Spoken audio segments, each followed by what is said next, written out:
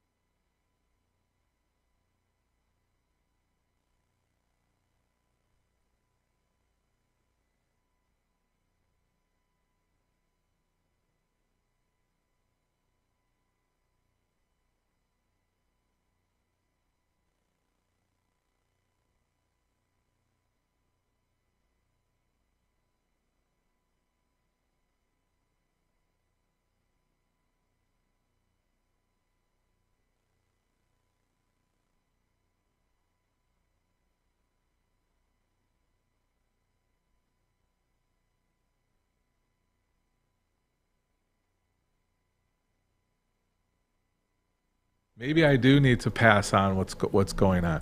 I mean, that played a big role. I think his attitude. I think Rahm said it.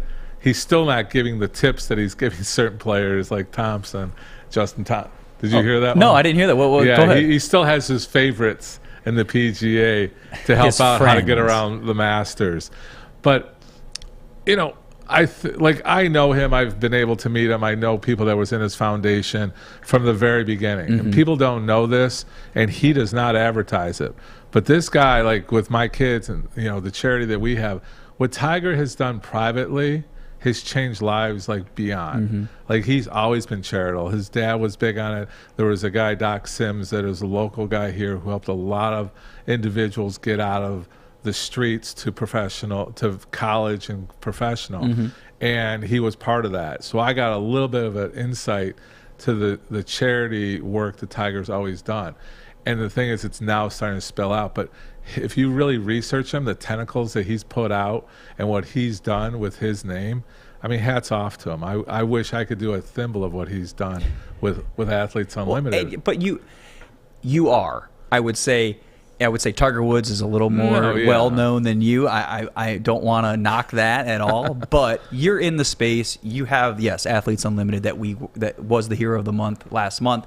And you're doing the right things. And honestly, it's why I enjoy sitting in this chair next to you. It's why I enjoy having these conversations, because I'm not only learning about what's going on in the medical field or kind of how I can also create preventions in myself, but also learn a little bit when you come into the play of saying, hey, this gentleman has went through something so significant of maybe even a life-threatening car accident, and it changes the mentality or the mental aspect of his game, maybe even his life.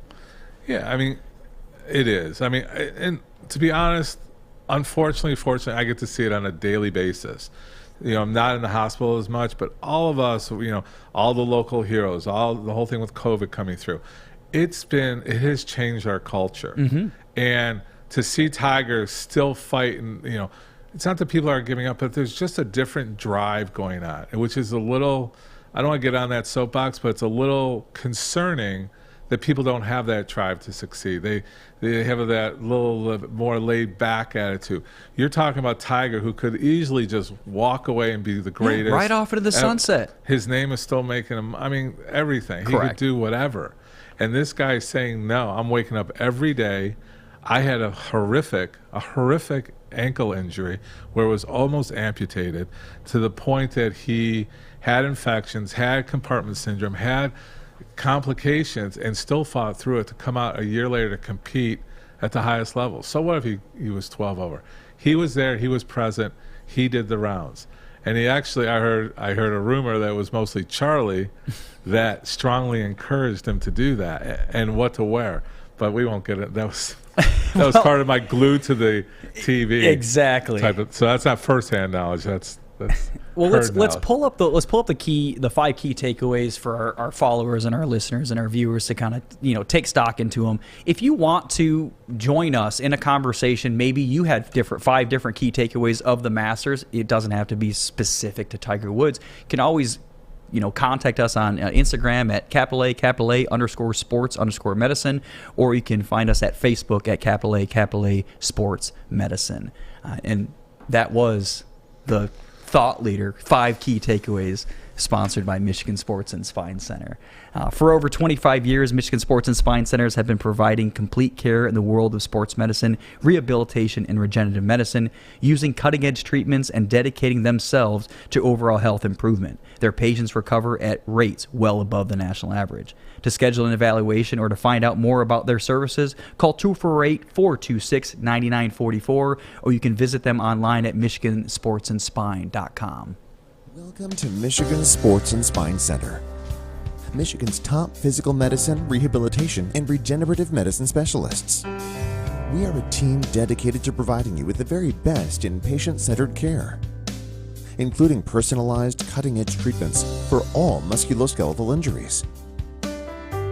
Visit one of our convenient Metro Detroit locations to get started with a comprehensive exam, pain management, biologics treatments, EMG testing, and more. Welcome back to All Access Sports Medicine, and getting into the medical topic today. You only need one. Huh? You only need one earpiece. I like having two, though. And remember how we talked about when the wind blows, I might lose something. Right, so I try to close focused. off, so I'm focused into it. All right, good. I don't want to tell everyone that that's what's going on, but we're holding it all in. Why don't you try to keep some of my secrets alive? All right. Maybe we can edit that part out for the other people. Okay. As you medical topic today, brought to you by MRI of Southfield. Talking about foot and ankle injuries, and I know it's an intricate structure. It's something that, what is it, 26 bones with 36 joints, 107 ligaments. I mean, I can go on and on and on about these things that I'm looking up on. You Googled? Yeah, I'm Googling it, but I think the other crazy thing that I have about the foot and ankle is everyone can say, oh, I've sprained my ankle, I've rolled my ankle. But then we also go into maybe injuries of football players or injuries of soccer players or anything, high ankle sprains or sprains that in that fashion. And we always say, well, I walked on a sprain, or I've had that happen. And why is it such a, I guess, stop what you're doing if you're that type of athlete, professional athlete with that ankle, that foot problem, and then the everyday person just kind of pushes through that pain. I guess is that because it's a foot and ankle, it's that different type of part of the body? No, I mean, it's always weight bearing, right? You can get by with a wrist injury or an arm injury, but from getting from point A to point B, you need to walk. Yeah. Okay. So, yeah, you have everything where, you play basketball, you hit the guy's foot, you roll it a little bit, you walk it off, and everything's okay. It swells in the evening. To you have a complete fracture where you fall, someone falls on you, your foot gets crushed under, and it gets turned the wrong way. Even like Steph Curry's got an injury that he's out there. He's trying to move around, and so it is limiting. It's the push off. Like we've talked, from a professional athlete to a line worker or someone working here.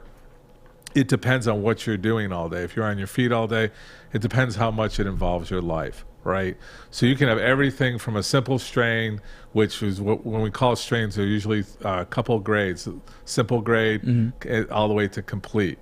Okay, so that's how we grade it. You're talking about ligaments, you're talking about bones.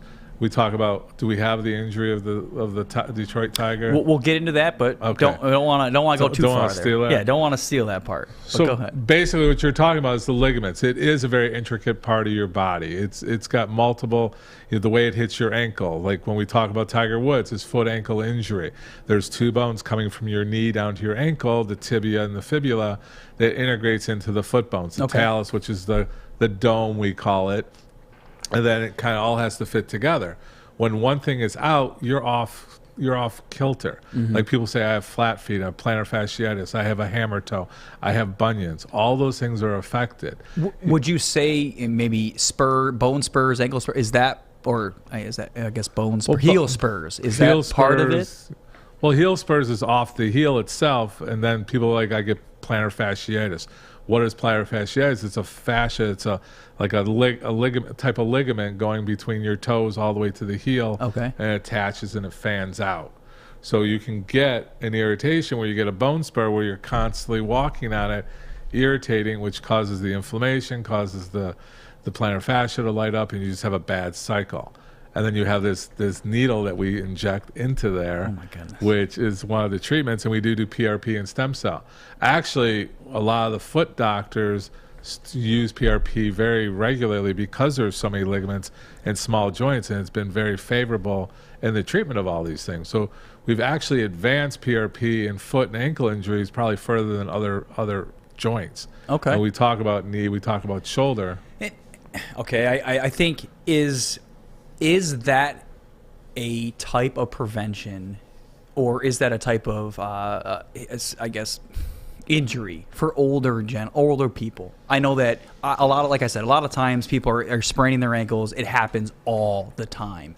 Is that creating this? I have to tell you, women walking in shoes is causing ankle injuries. Maybe we need to do a show about different types of footwear and how it can help out. We did that before. Yeah, but that wasn't this that was show. the other show.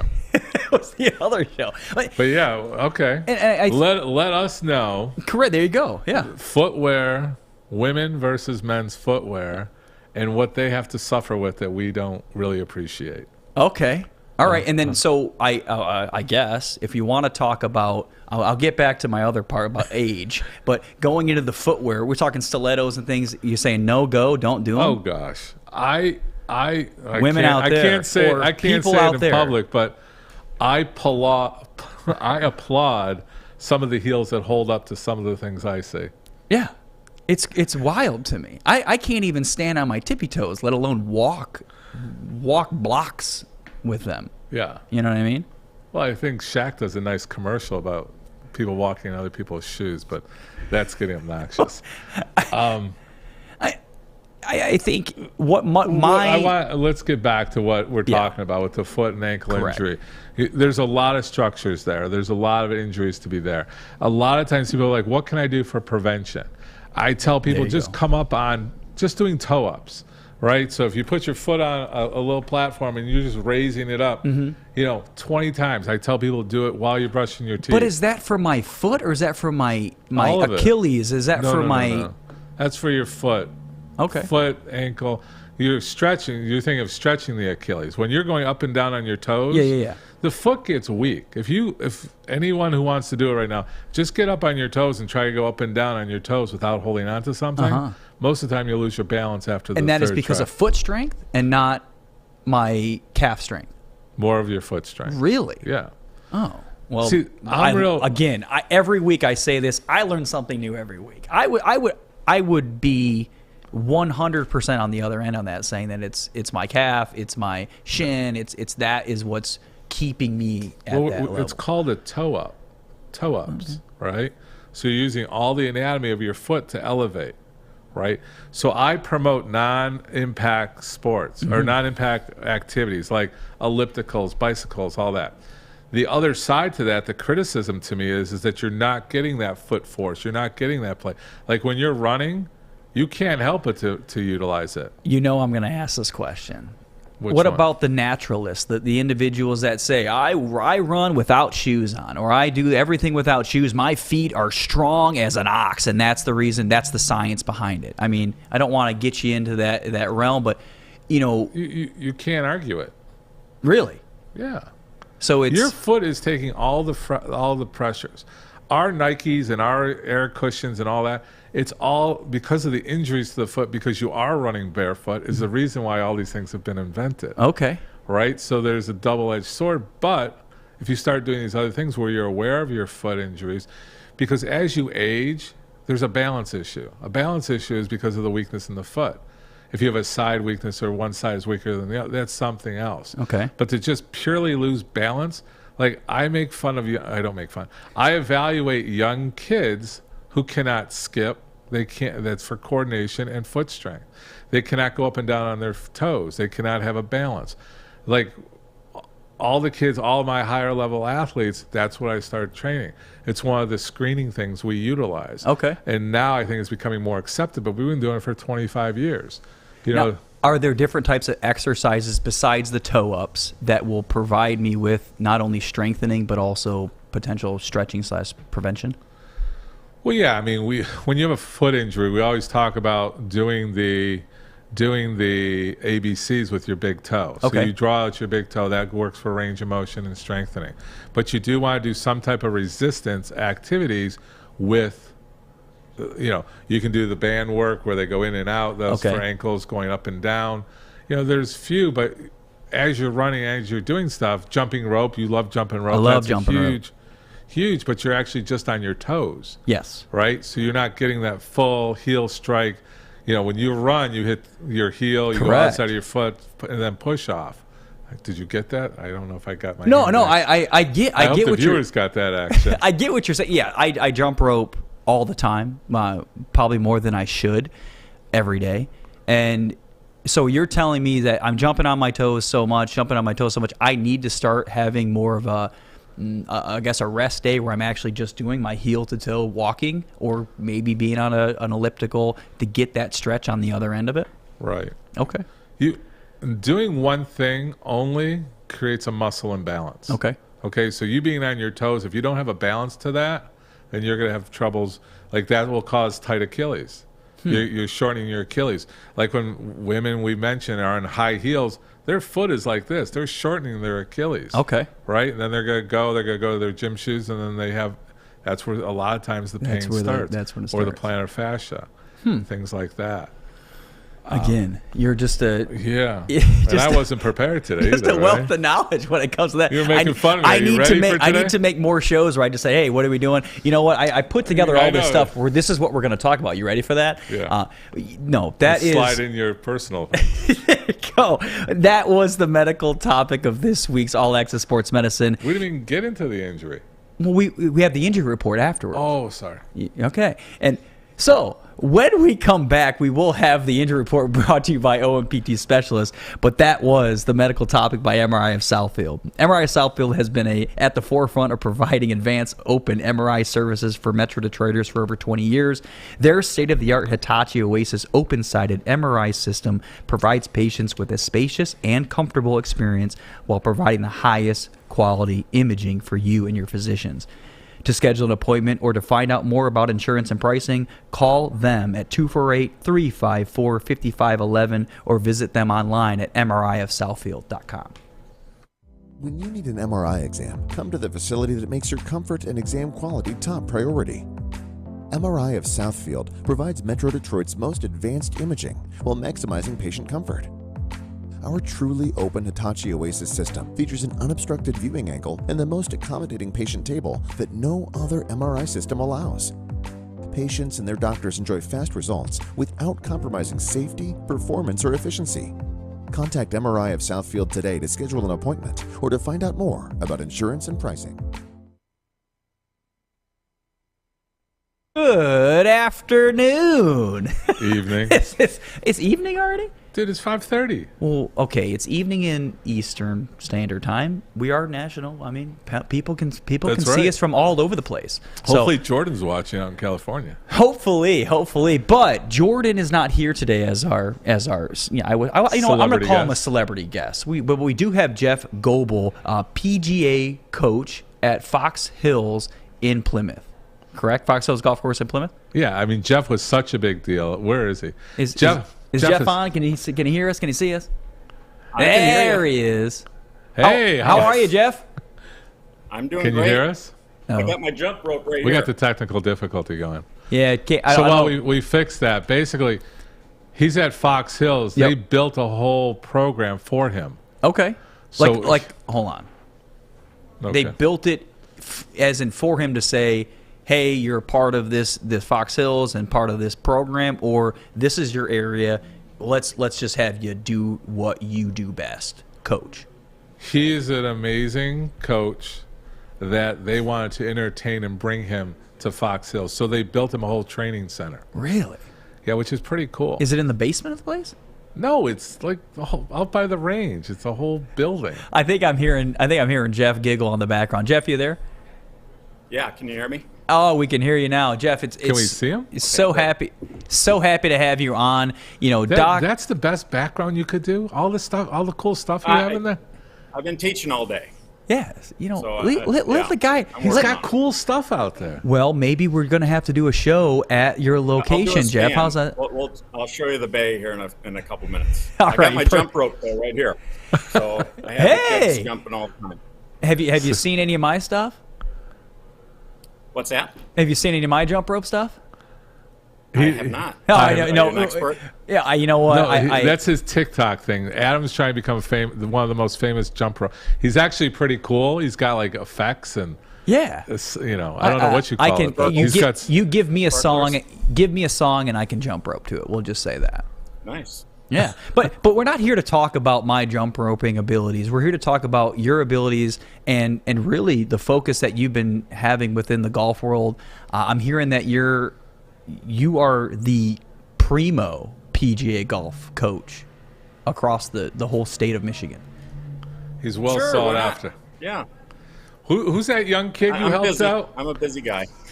Who's the young kid you helped out win some little tournament recently? That amateur kid. Well, that's Brian Cairns' student, James Pyatt. That's a That was Michigan just at the State Masters. kid. Really? Michigan State kid. Oh, no, long hair, right? Long blonde hair? No. A little longish. Ah, I thought He so. works with BC.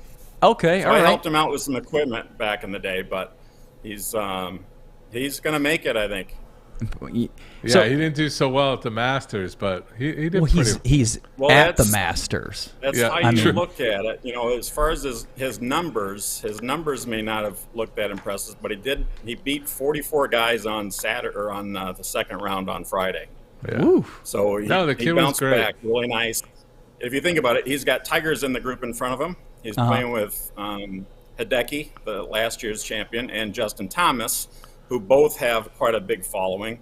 And BC mentioned that they didn't realize how juiced up he was going to be. So he hit it over a few greens, made a few bogeys early. Well, sometimes we all don't know our own strength when it comes to the old golf game.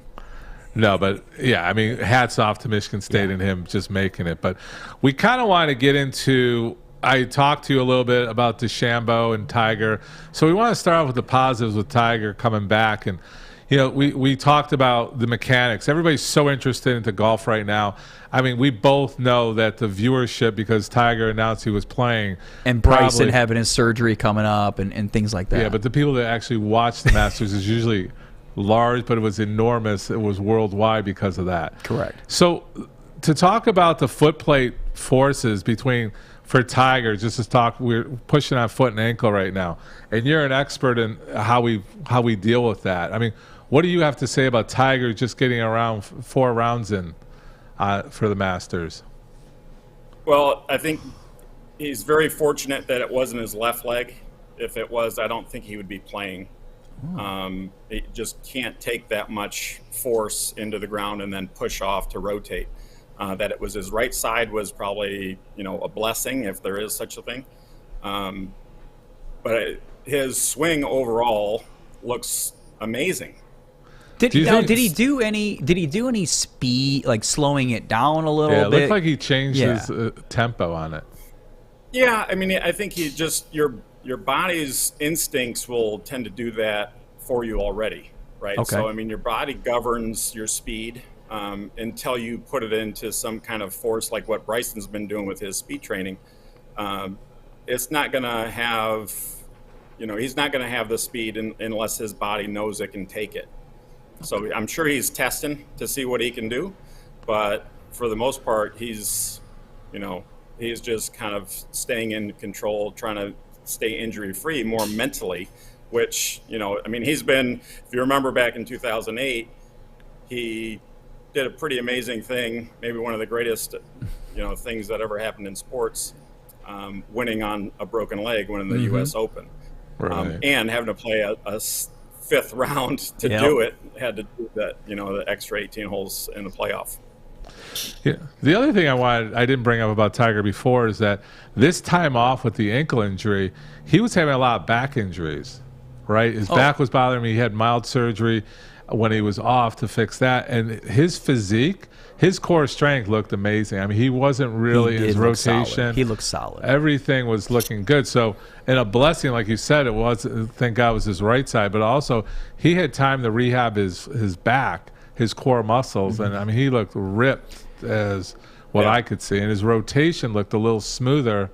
Like I said, I mean, was his tempo a little bit different? Or is it just he's playing into the anatomy that he has right now and, works the benefit of what his injuries are? Yeah, his tempo came down quite a bit when he came back from the back surgery. His fourth, I think it was. Right. So his tempo is pretty smoothed out before he got into the car accident. Definitely helped him. The time to work on your short game, it looked pretty good other than that Saturday round with the putter. It just that was kind of crazy. Yeah, we can't blame the back or the ankle for that at all, can we? Well, for the there might list, have been some interactions with something. Who knows? for the listeners out there, we do have Jeff Goble, PGA coach at Fox Hills in Plymouth, Michigan, on today as our special guest / celebrity guest. And I think I was reading your credentials, and one of the things said it was mental management, and I kind of just circled mental management because I figured you'd pick up on I that.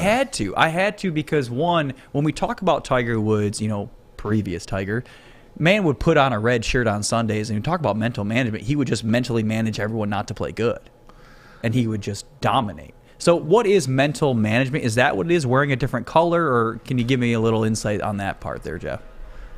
Yeah, it's really more about self-belief. That's one of the things that I try to get through to my students as much as possible is that, you have to believe before you achieve. Okay. And there is another way. You can wait to achieve a goal or something before you believe in yourself, or you can believe in it first, and I guarantee you it'll happen faster if you start believing. Now, there's processes, just like people go through a pre-shot routine on the golf course for every shot, that they can do also mentally. Having some awareness of what their tension levels are, what are the things that they can kind of key in on in their routine that helps them focus and recall some of these great shots that they've probably hit in the past that can be, really beneficial. So I use another term of like good caddy, bad caddy. Mm-hmm. Who do you have on your bag today? And when you're, playing as an amateur most of the time, you're out there by yourself. You have to be your own caddy as well as many other aspects, like a rules official, a nutritionalist,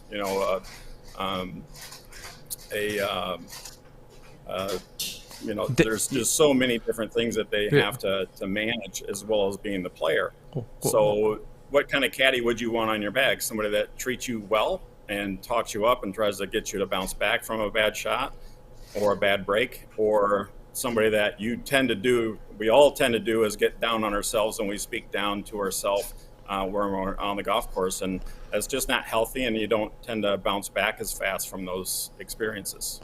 Well, even Scott, the winner, Scott Scheffler. See? Scotty, doesn't he know it? Yeah, basically he said that. he was sick. He was uneasy the first, and he gave credit to his caddy to keep him mentally strong.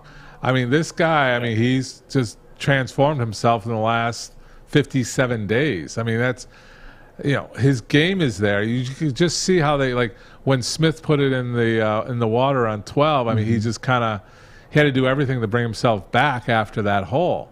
But he really, you look at him for 70, how many holes it is, he basically had one bad hole.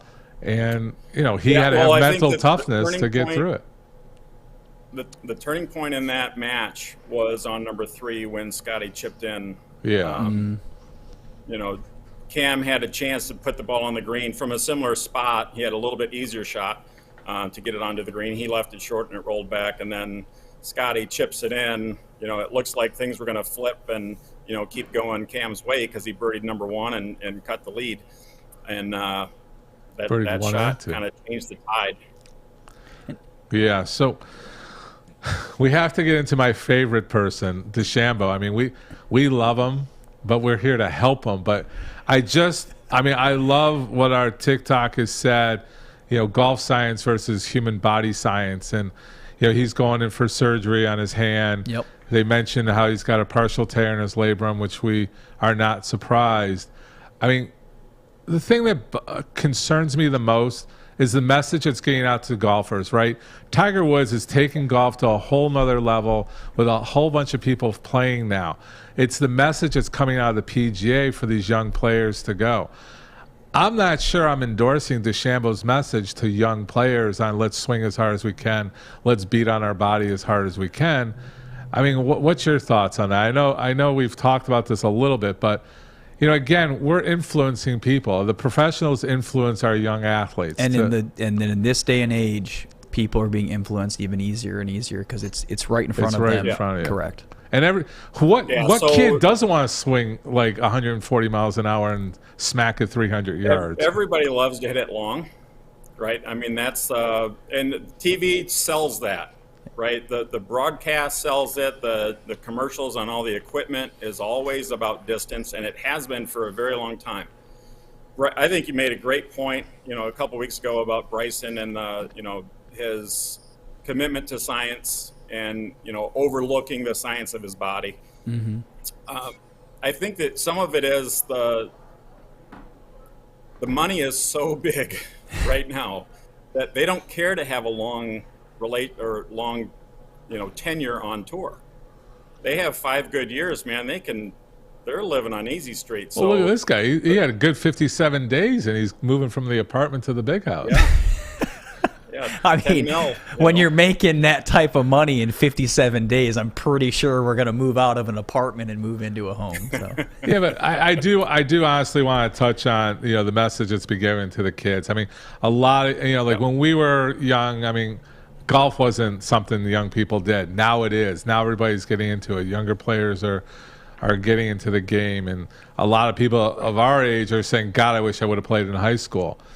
But I'm always, being a sports medicine doctor, working on prevention, I just want to make sure we're getting the right message out there. I'm not knocking on DeChambeau, but you really brag on your science. Give me the science. I would love to have the conversation with him. I've challenged it a couple times on the science of the body and the mechanics and the forces. Like you and I talked, I mean, you have an unbelievable setup over there where you can actually measure those type of forces in your facility. Yeah. Yeah, the injury, like you said earlier, most of the kids, just think about it. If they can't skip, what are they doing to create speed? Mm-hmm. And a lot of them can't do that. They aren't physically ready. They don't necessarily know how to warm up, and they're doing damage. Now, a lot of those guys that play in league on Thursday night, also walk from their car, have been working at a desk all day, and the club that they take to the driving range is the driver. Yep. Right? They don't warm up with a wedge or, take even half swings.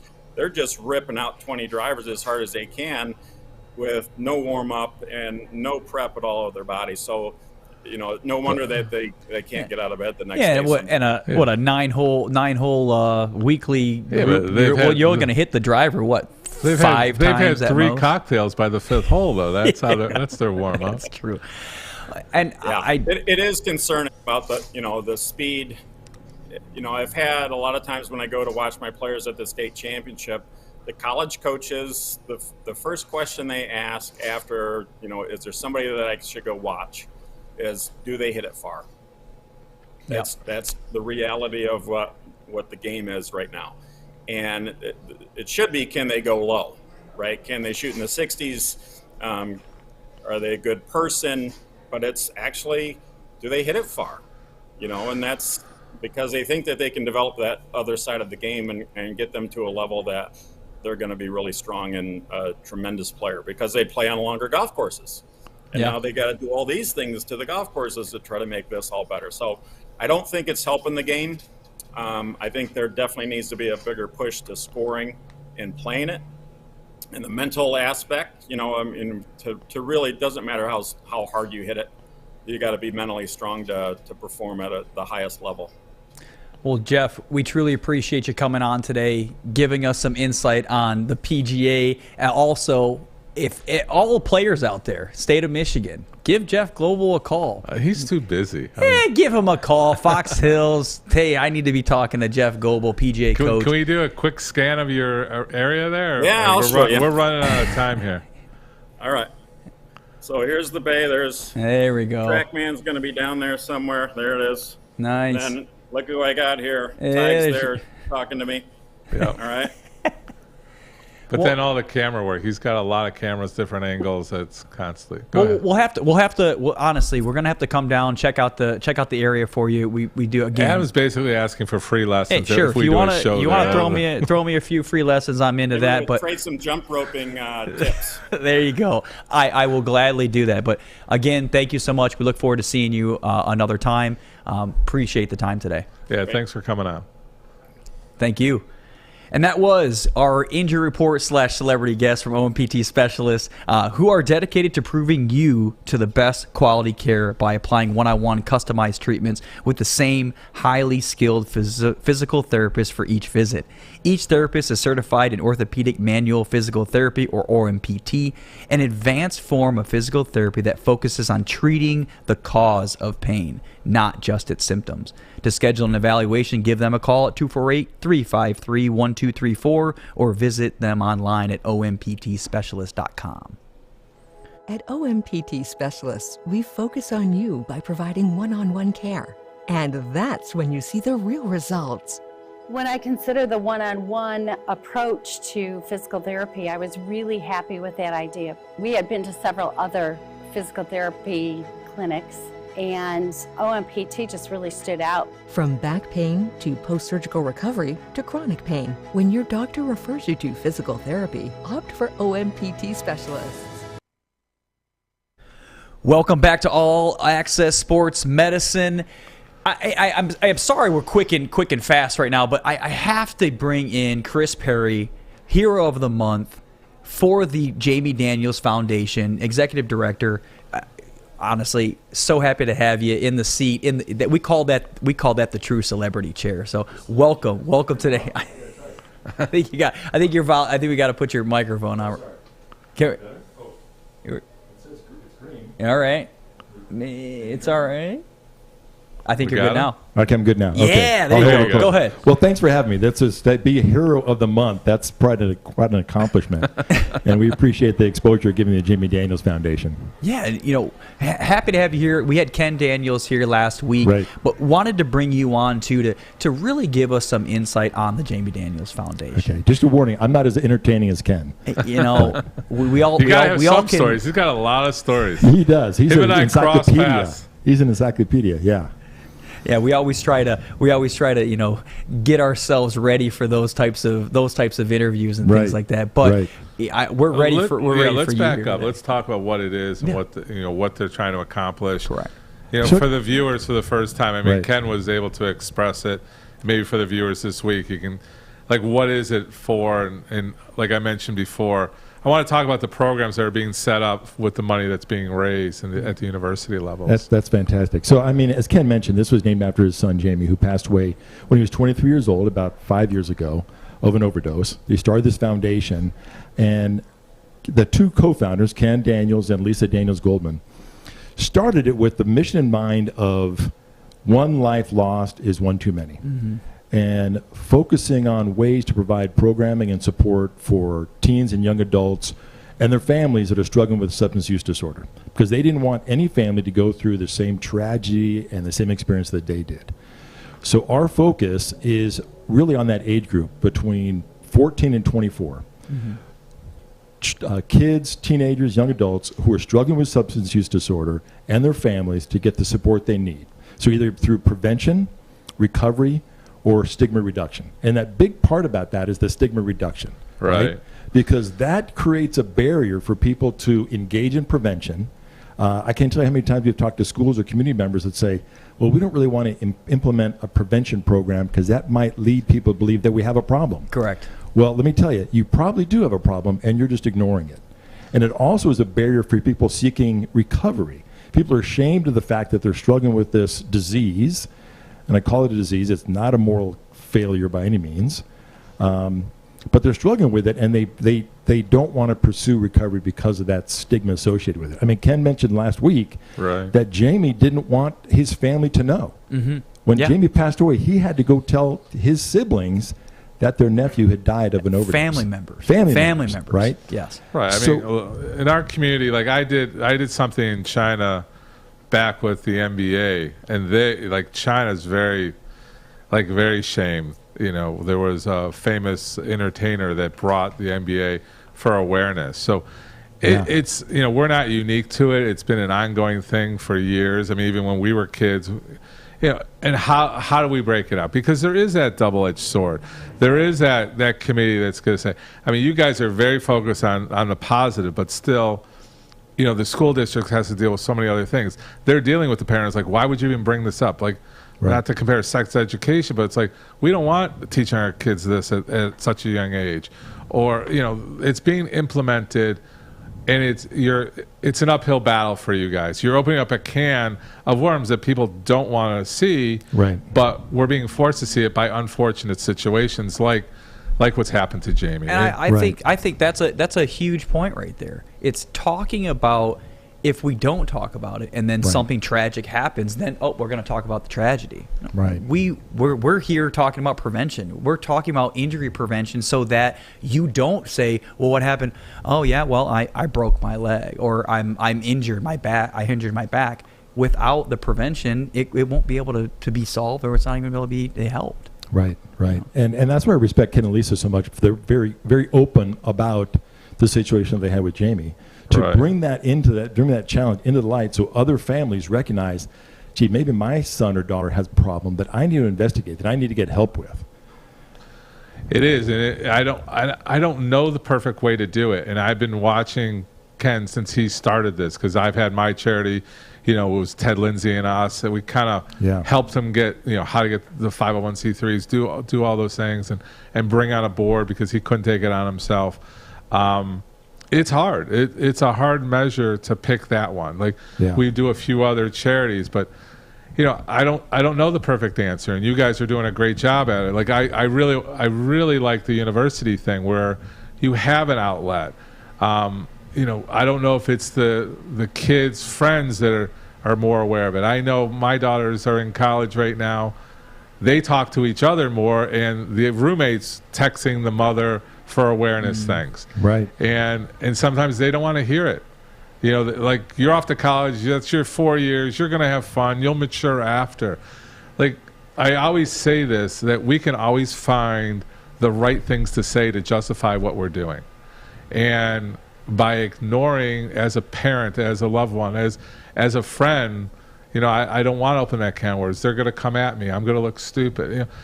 And you guys are doing a great job in a very tough situation. Yeah. Well, thank you. And I don't, and I wish I knew the answers. This is the recipe to get to everyone. You're not. We're gonna lose another person.